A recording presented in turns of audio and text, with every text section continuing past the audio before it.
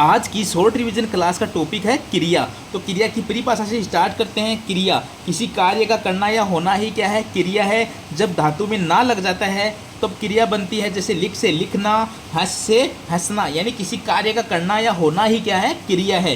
कर्म के आधार पर क्रिया के दो भेद होते हैं, एक तो अकर्मक क्रिया, एक सकर्मक क्रिया।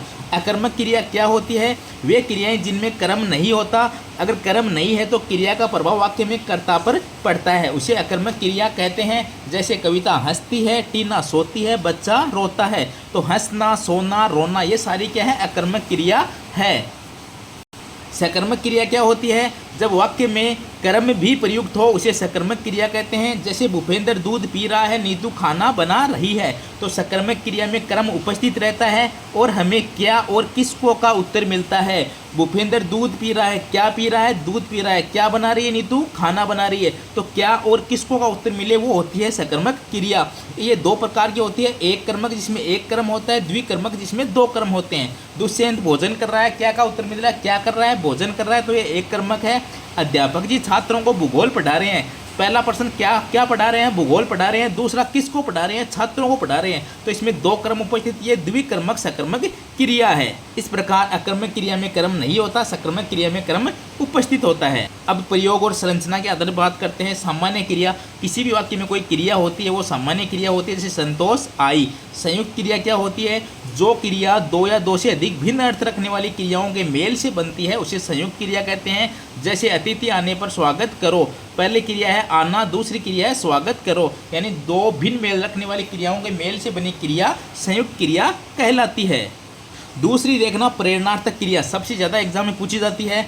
जब कर्ता स्वयं का कार्य का संपादन न कर किसी दूसरे को कार्य करने के लिए प्रेरित करे या करवाए, यानी कर्ता खुद कार्य नहीं करता, दूसरे से कार्य करवाता है या प्रेरित करता है, उसे प्रेरणार्थक क्रिया कहते हैं। जैसे दुष्यंत हेमंत से पत्र लिखवाता है, सरपंच ने गाँव में तालाब बनवाया। इसमें क्रिया के साथ वाह लगता है, वो होती है प्रेरणार्थक क्रिया।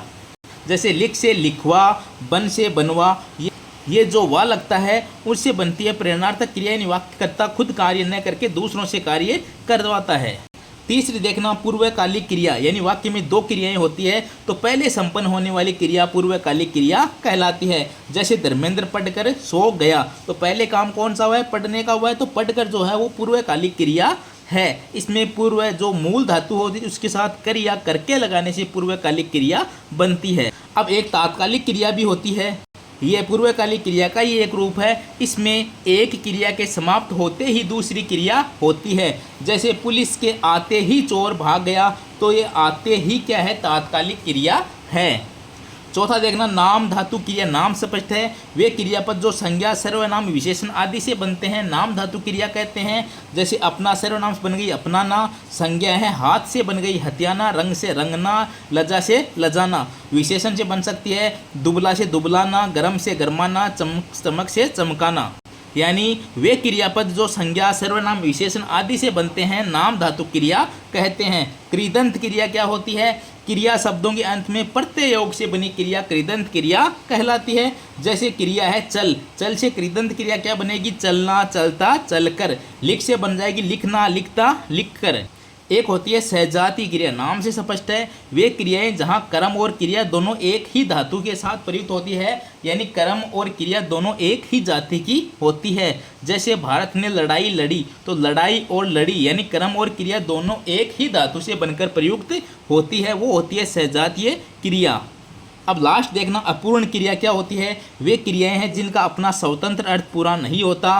अपूर्ण क्रियाओं में जैसे हूँ, है, हैं, था, थे, रही, गए, गया आदि आते हैं। मेरे पिताजी शिक्षक हैं, जो ये हैं लास्ट में दिया गया है वो क्या है, अपूर्ण क्रिया है। यहाँ है क्रिया अकेली कोई अर्थ नहीं देती है, इसीलिए इसे अपूर्ण क्रिया कहते हैं। अब लास्ट में देखना, यदि वाक्य में किसी क्रिया के करने में कर्म तो उपस्थित है अथवा कर्म नहीं है किंतु उसकी संभावना, अगर कर्म है तो सकर्मक है, अगर कर्म नहीं है, अगर उसकी संभावना है तो भी क्रिया सकर्मक होती है। जैसे लड़का खाता है, वाक्य में खाता है, इसमें कोई कर्म नहीं है लेकिन फिर भी ये सकर्मक है, क्योंकि वो खाना, रोटी या खाने का उल्लेख तो नहीं है लेकिन फिर भी संभावना है, इसलिए यहाँ क्या है, सकर्मक क्रिया है। जैसे लड़का पढ़ता है, अब कोई किताब ही पढ़ता होगा उसकी संभावना है, इसलिए वो भी क्या है, सकर्मक क्रिया है। लेकिन एक देखना, लड़का इस विद्यालय में पढ़ता है, हमें क्या उत्तर मिल रहा है, कहाँ पढ़ता है, किसका उत्तर मिल रहा है, कहाँ का उत्तर मिल रहा है, ये सकर्मक क्रिया नहीं है, ये एक अकर्मक क्रिया है। यहाँ क्या पढ़ता है, ये प्रश्न अनावश्यक है। अब समझ चुके होंगे कुछ क्रियाएं होती है, जैसे लड़का खाता है, उसमें कर्म दिखता तो नहीं है लेकिन वहाँ संभावना होती है, तब भी वहाँ सकर्मक क्रिया होती है। इस टॉपिक में सबसे इम्पोर्टेंट बात थी अकर्मक क्रिया, सकर्मक क्रिया को पहचानना। अकर्मक क्रिया में कर्म नहीं होता, सकर्मक में कर्म होता है। उसके अलावा इसमें इम्पोर्टेंट थी प्रेरणार्थक क्रिया, यानी कोई कार्य दूसरे से करवाया जाता है। पूर्वकालिक क्रिया जो पहले संपन्न होती है, फिर प्लस सहजातीय क्रियाएँ जिसमें कर्म और क्रिया दोनों एक ही धातु के साथ प्रयुक्त होती है। ये था आज का हमारा शॉर्ट रिवीजन क्लास का टॉपिक क्रिया। मिलते हैं नेक्स्ट क्लास में नए टॉपिक के साथ, तब तक के लिए नमस्कार।